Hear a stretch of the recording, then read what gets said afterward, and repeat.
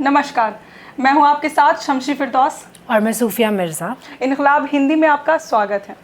आज हम 7 सवाल करने जा रहे हैं। आज का हमारा टॉपिक है शाहरुख खान के बारे में। आज हम बात करेंगे एक्सप्लेनर से, क्योंकि उनको अभी नेशनल अवार्ड मिला है। तो अब तक के उनके 30 साल के करियर में ये उनका पहला अवार्ड था। तो क्या अब तक ऐसी उन्होंने कोई फिल्म नहीं बनाई जिसमें उनको नेशनल अवार्ड मिलना चाहिए था? तो इस टॉपिक पे हम खास बातचीत करेंगे। हमारे साथ बातचीत के लिए मौजूद हैं इनकलाब हिंदी के managing editor Aas Mohammad Kaif. Sir we welcome you. बहुत धन्यवाद आपका शमसी, शुक्रिया, thank you. Sir, Shahrukh Khan को अभी नेशनल अवार्ड मिला है उनके 30 साल के करियर में। तो क्या उनकी कोई भी ऐसी फिल्म अब तक नहीं बनी थी जिसमें उनको पहले भी नेशनल अवार्ड मिलना चाहिए था?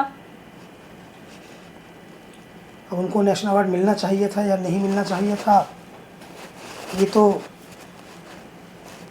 वह ज्यूरी जो नेशनल अवार्ड देने के लिए नियुक्त की जाती है उनसे पूछा जाना चाहिए। वो बताएंगे कि क्यों उन्होंने शाहरुख खान की पूर्व की फिल्मों को इस लायक नहीं समझा कि उनको वो नेशनल अवार्ड दें, एक्टिंग में बेस्ट एक्टर का नेशनल अवार्ड दें। लेकिन इस बीच में कुछ ऐसी चीज़ें तो हुई ज़रूर जिन्होंने शाहरुख खान को ये बताया, और शाहरुख खान ने देश को, दुनिया को ये बताया कि वो भारत के सबसे बड़े अभिनेता हैं, और जिनको बॉलीवुड में किंग खान के नाम से कहा जाता है। तो उन्होंने ये प्रूव किया कि वो किंग खान है। और ऐसा इसलिए हुआ कि दुनिया की कई यूनिवर्सिटी ने, चाहे येल यूनिवर्सिटी हो, तो दुनिया की कई यूनिवर्सिटी ने, अलग अलग देश की यूनिवर्सिटी ने उनको डॉक्टरेट की मानद उपाधि दी। दुनिया के हर कोने में उनका सम्मान हुआ। शाहरुख एक आइडेंटिटी बन गए दुनिया में भारत की। फिल्में उन्होंने बहुत ऐसी की थी जिनको नेशनल अवार्ड मिल सकता था, नहीं मिला। तो उस समय की परिस्थिति जाने। जैसे पहली उन्होंने एक राजस्थान के कल्चर में बहुत शानदार फिल्म की थी, स्वदेश। आज भी हम लोग चर्चा करते हैं कि स्वदेश से अच्छी फिल्में, अगर भारत की हमेशा की सबसे अच्छी फिल्मों की हम बात करें तो स्वदेश। तो ये दो फिल्में तो खासकर, अशोका, लेकिन उसमें थोड़ा सा मनोरंजन था, लेकिन स्वदेश और पहली तो शक्ति। तो ऐसी फिल्में थी जो शाहरुख खान ने की जिनको आप कंसिडर कर सकते थे। ठीक है, आप आर्ट फिल्मों की तरफ आपका झुकाव था, आर्ट फिल्मों को आप देना चाहते थे, आप मनोरंजक फिल्मों को नहीं देना चाहते थे। तो मनोरंजन में तो शाहरुख खान की कोई बराबरी नहीं है। मुझे तो फिल्म याद नहीं आती, शाहरुख खान की फिल्में याद नहीं आती, हिट फिल्में ही याद आती हैं। जिस फिल्म के मार्केट में आने के बाद अभिनेता इसलिए रीझ न रखते हो कि वो हिट हो गई है, सुपर हिट हो गई है, वो शाहरुख खान की फिल्म एवरेज कहलाती है।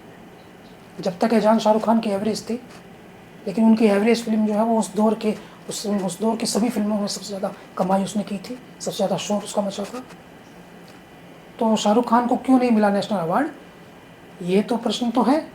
और शाहरुख खान अगर इंडस्ट्री में है तो ये बात तो दुनिया का हर कलाकार जो अभिनय से सरोकार रखता है वो अच्छी तरह जानता है कि उनकी जो काबिलियत है उसका डंका तो दुनिया में बजता है।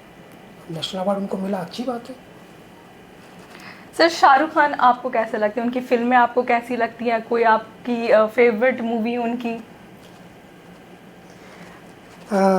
शाहरुख खान मुझे ऐसे लगते हैं कि शाहरुख खान, एक दिन मैं गूगल पर सर्च कर रहा था कि वो कौन सी फिल्म है शाहरुख खान की जो मैंने नहीं देखी है।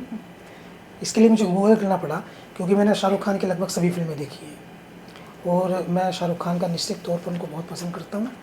शुरुआती दौर में उनकी अंजाम, बाजीगर, दीवाना, वो तो एक अलग दौर था। उसके बाद जब शाहरुख को जो पूरी दुनिया में जाना गया, वो डर, बाजीगर, और उसके बाद उनकी एक फिल्म थी जिसने भारत में नौजवानों का कल्चर बदल दिया, कुछ कुछ होता है। तो उसने तो सब कुछ ही, पूरा इंडिया का यूथ ही चेंज कर दिया था। तो उसका इतना ज़बरदस्त क्रेज़ था कि कॉलेज में पढ़ने वाला भारत का हर नौजवान अपनी पैंट के पिछले वाले पॉकेट में फ्रेंडशिप बैंड बांध रख करके घूमता था।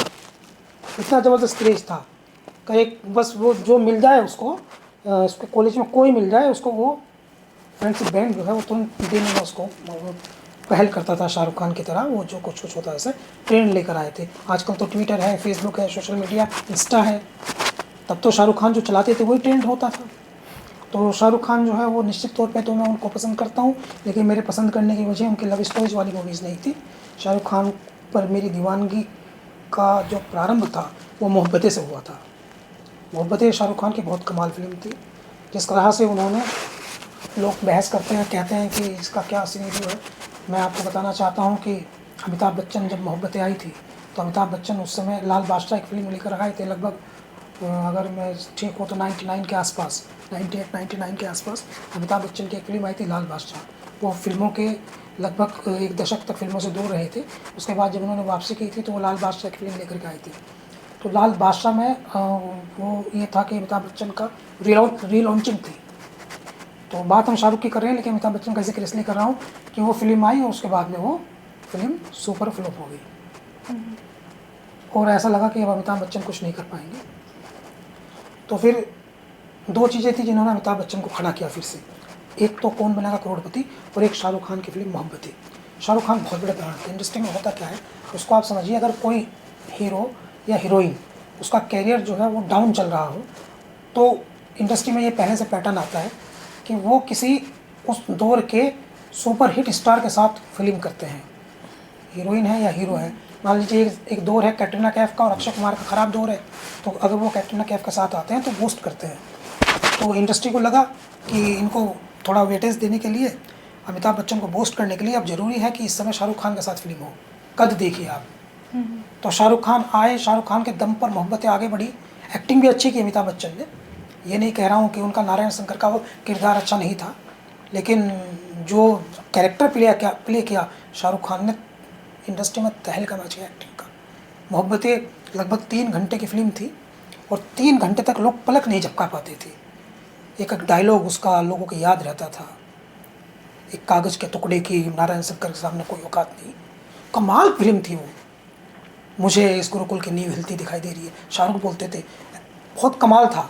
उसके बाद शाहरुख जो है वो उनकी लाइफ में जो है वो, मुझे लगता है कि फिल्में जो भी वो करते रहे, बीच में मैं हूं ना आई, और इस दौर में जब हम शाहरुख के बारे में बात करते हैं तो शाहरुख की एक फिल्म के बारे में बात करते हैं जो मैं कहता हूं कि पूरी दुनिया को वो फिल्म जो है तमाम भाषाओं में देखनी चाहिए, भारत के लोगों को वो फिल्म तमाम भाषाओं में देखनी चाहिए।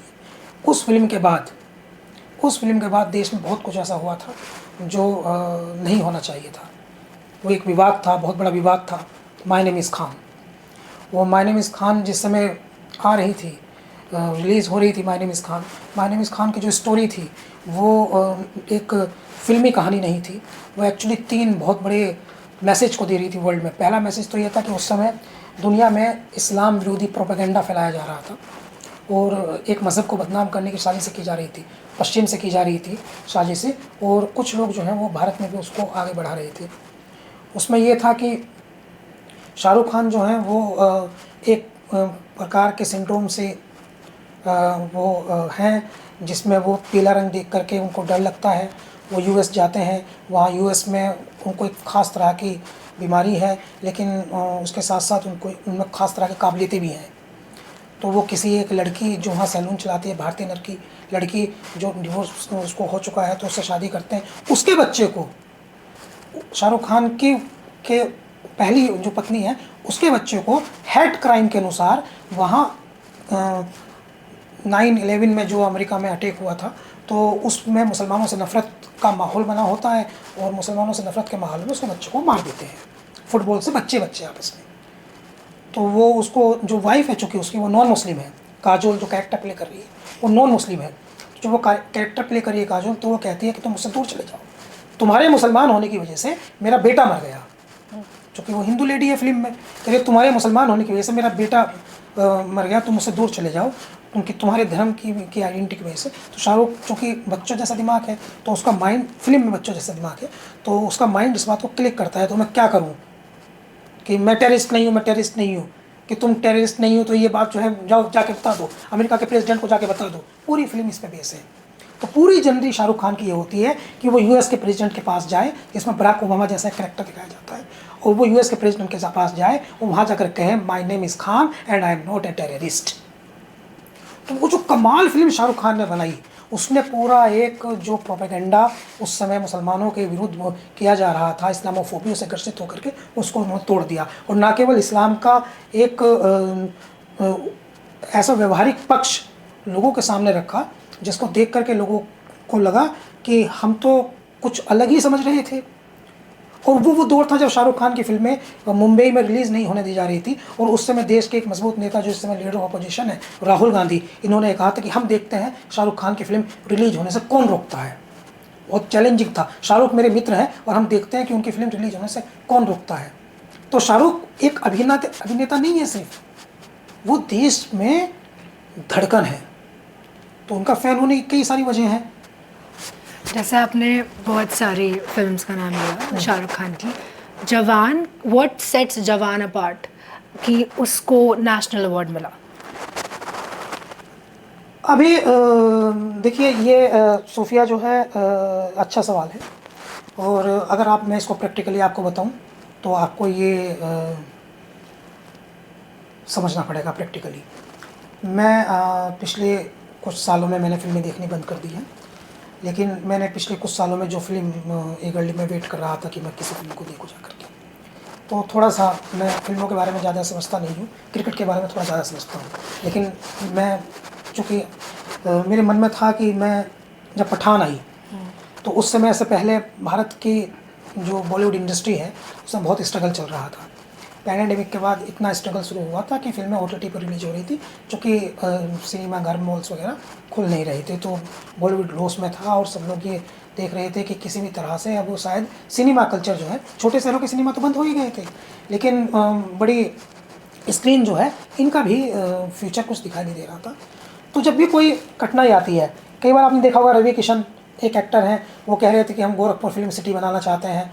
उत्तर प्रदेश गवर्नमेंट ने उन लोगों को प्रेरित करना शुरू किया था कि वो आएँ और उत्तर प्रदेश में फिल्म बनाना शुरू करें, तो वो उन्हें सब्सिडी देंगे, पैसा देंगे। उत्तर प्रदेश में बाकायदा एक फिल्म नीति बनाई गई थी, और कई बड़े बड़े लोग जो बॉलीवुड के निर्देशक हैं, बॉलीवुड के निर्माता हैं, वो उत्तर प्रदेश में आकर के उन्होंने मुख्यमंत्री से मुलाकातें की थी, बहुत सारी मुलाकातें की थी। प्लान किया था कि भाई बॉलीवुड जो है वो अब वहाँ मुंबई में ठीक ठाक नहीं है माहौल, तो अब हम यहाँ एक और उसमें सांप्रदायिक एंगल ढूंढा गया था कि बॉलीवुड जो है उसमें किंग खान यानी मुस्लिम्स जो हैं, जैसे सैफ अली खान, शाहरुख खान, आमिर खान, सलमान खान, इनका बहुत दबदबा है। तो बॉलीवुड में इनका बहुत दबदबा है, तो इस दबदबे को कमज़ोर करने के लिए हम लोग जो हैं वहाँ से बॉलीवुड को शिफ्ट करें। और फिल्में चल नहीं रही थी कई कारणों से। पहले तो नोटबंदी हो गई, फिर GST की मार पड़ गई, उसके बाद पैंडेमिक आ गया, तो लंबा समय हो गया। तो इसी पीरियड में शाहरुख खान ने फिल्म नहीं की थी।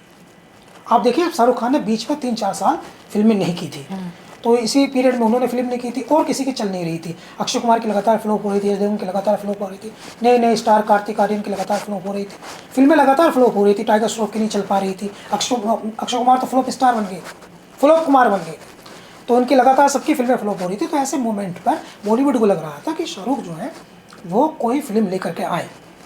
तो बहुत दिनों तक उन्होंने काम किया उस पर, पठान पर। पठान पहले तो जवान से पहले पठान आई, और पठान जैसे ही आई तो पठान से बॉलीवुड जो है वो बूस्ट हुआ, काफ़ी बूस्ट हुआ, 1000 करोड़ के बिजनेस तक पहुंची, तो बॉलीवुड बूस्ट हुआ।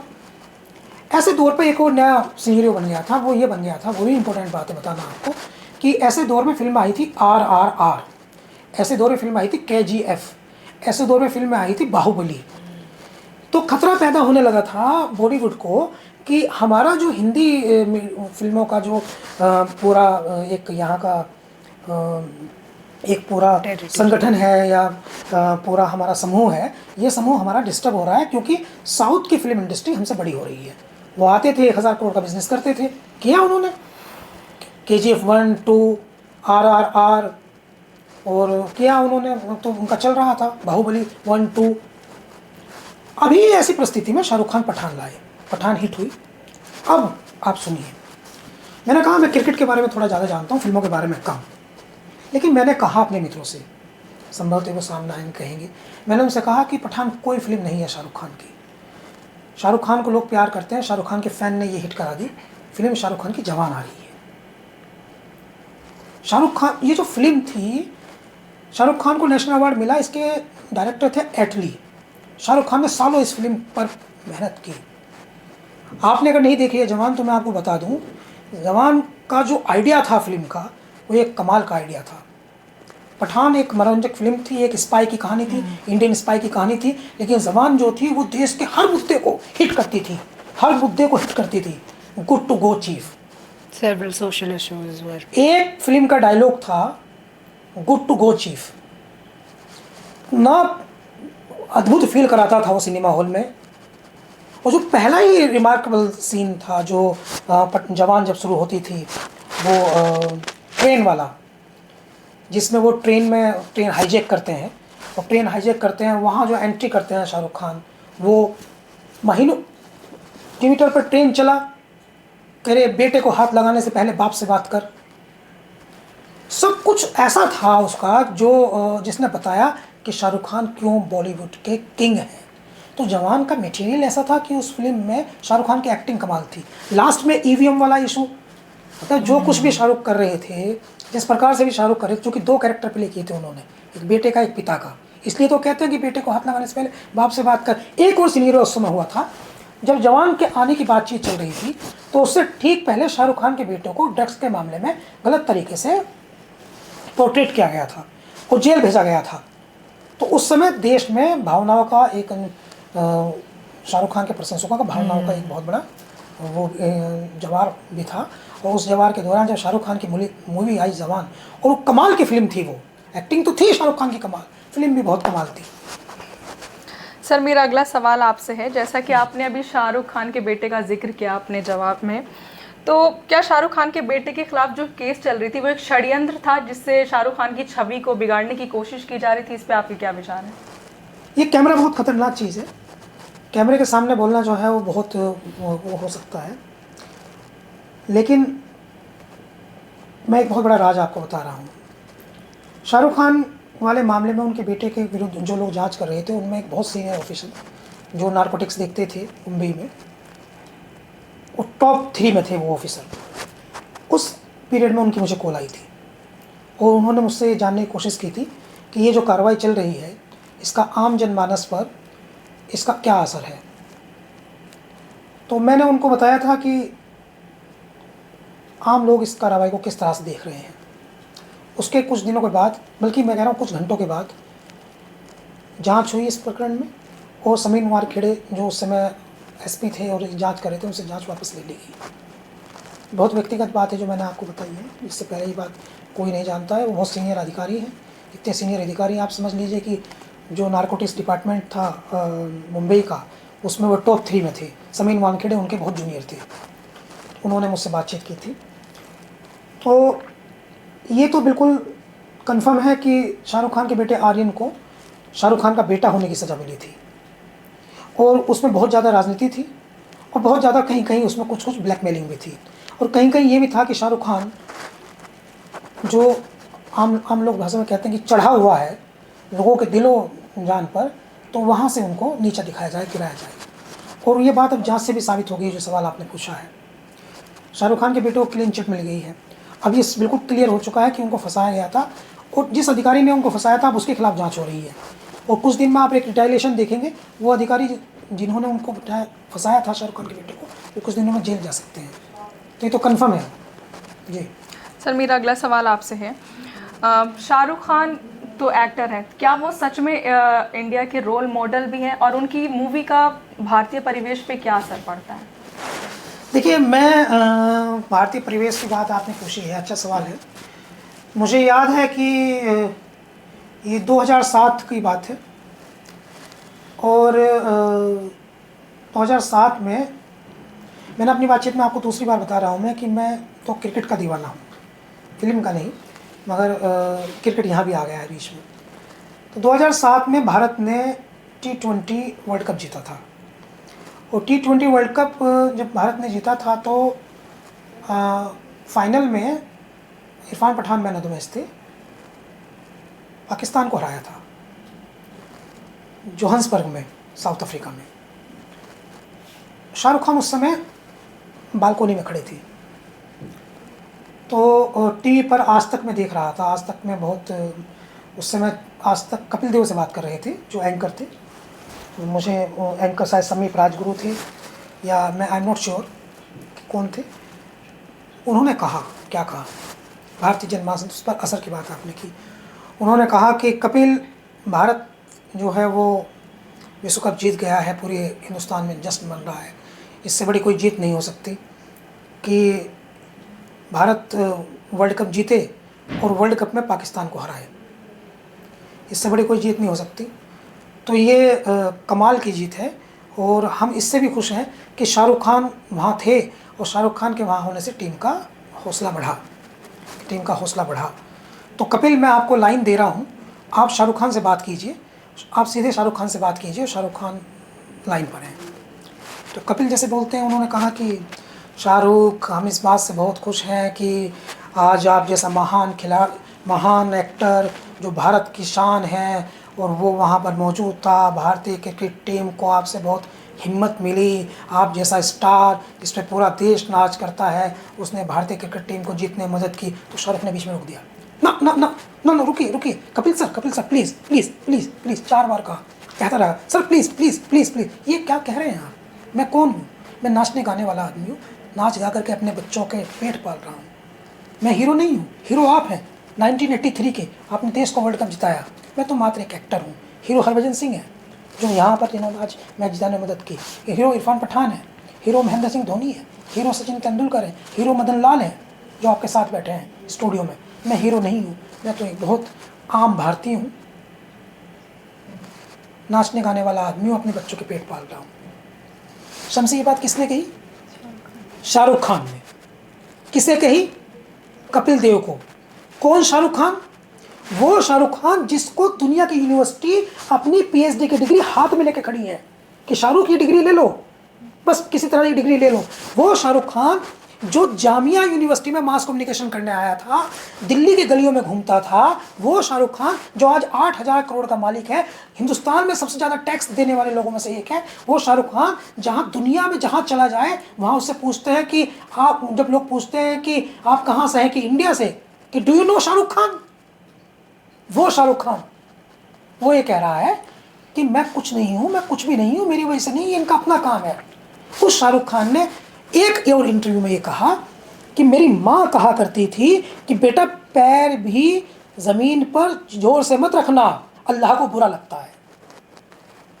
तो जो व्यक्ति इतना बड़ा होने के बावजूद इतना ज़मीनी हो, वो आम जनमानस को निश्चित तौर पर प्रभावित करेगा। आम जनमानस उसे हीरो के तौर पर स्वीकार करेगा, करता है।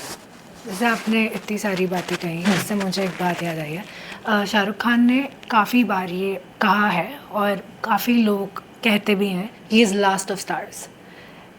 सो आप इस पे क्या कहना चाहेंगे? He is like the last of stars and that is why उनके बेटे ने ये इंडस्ट्री में मतलब एज अ एक्टर कदम नहीं रखा, because to beat the legacy of Shahrukh Khan is not everybody's cup of tea. Sufiya, मैं दावे के साथ ये बात कह रहा हूँ, ये देश दूसरा शाहरुख खान दे ही नहीं पाएगा, जो आपका सवाल है। दूसरा शाहरुख खान दे ही नहीं पाएगा। इसलिए नहीं दे पाएगा दूसरा शाहरुख खान क्योंकि किसी ने कहा है कि आप ऊंचाई पर तो पहुंच जाते हैं, फलक फलक में बिखरना कमाल होता है, नज़र नज़र में ठहरना कमाल होता है, और बुलंदियों पर पहुंचना कोई कमाल नहीं, बुलंदियों पर ठहरना कमाल होता है। तो इतने लंबे समय तक आप टॉप पर रह कैसे सकते हैं? ऑस्ट्रेलिया नहीं रह पाया क्रिकेट में, हॉकी में इंडिया नहीं रह पाया।